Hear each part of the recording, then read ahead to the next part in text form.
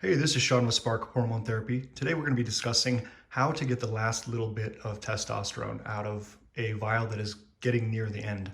So we can see we have a 10 milliliter vial of testostone. A lot of you will have 5 milliliter vials as well. So we can see, how do you get that last little bit? Today we're going to be drawing 80 units, or about 8/10 of a milliliter. So the challenge becomes, and we hear this a lot, how do I get that out without sucking in air? How do I get it out without the needle falling out? Because what happens is when we invert this vial, we insert the needle in here and then it tends to go above the liquid and then you end up drawing air. And then when you pull the syringe back, then sometimes people say the needle actually falls out. So how do you deal with that? What we're going to need today is a 1cc Luer lock syringe. In this case, we're using a 24 gauge needle for injection and then a 21 gauge for the draw. The draw needle is used because it's a larger gauge so that it doesn't take so long to draw the liquid out.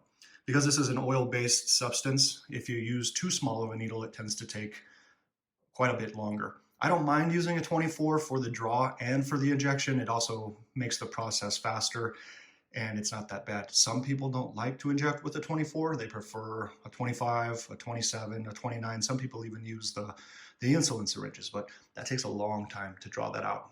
Some 91% isopropyl alcohol to clean the top of the rubber stopper in the vial, and some kind of swab. All right, let's get started. So first what we're going to do, we're going to take our 1cc Luer lock, open that up.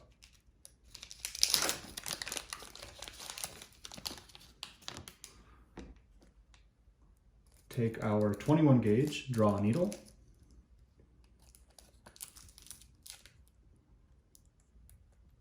And you screw that onto the Luer lock there. So now our draw is prepared and ready to go. We need to clean the top. Take our isopropyl alcohol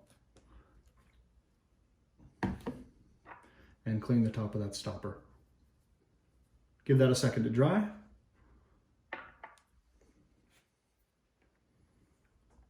Take our syringe, remove the cap. Now pull the plunger back to your desired volume for injection. In this case, it's going to be 80 units. Now invert your testosterone vial, inject into the rubber stopper, depress the plunger and inject the air into the vial. You want to make sure that the needle is in the liquid and not above. So this is where it can be pushed in. So what I like to do is kind of take 2 or 3 fingers and brace it against the palm of my hand here, kind of like this. And then we begin to draw our liquid. And you can see this ring finger here is stabilizing the syringe.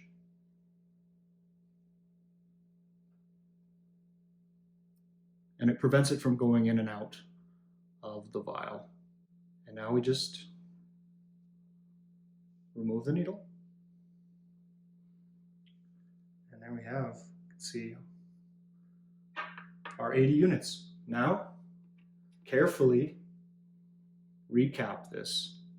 Now pull the plunger back again, because what happens is if you don't pull the plunger back, you lose about 10 units in the end of this draw needle. So imagine over 10 weeks, that's about around a whole cc. So now we're ready to go. Now we will take our injection needle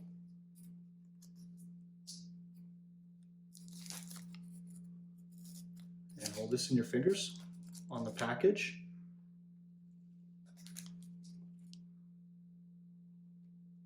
Twist this on.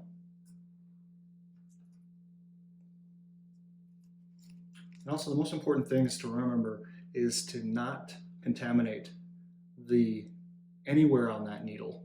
With the vial here, you want to make sure that you're not touching any of the end of this needle, anywhere that's going to have any contact with the skin.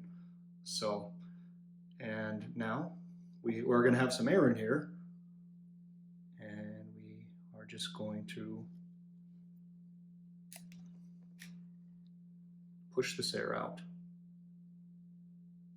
A lot of people always seem to have trouble and are concerned with getting the last bit of air out of there, or they end up losing a lot of testosterone out of the end of the needle. But you can see in there, there's still a slight bubble. Just give it a little flick, and you'll get that little drop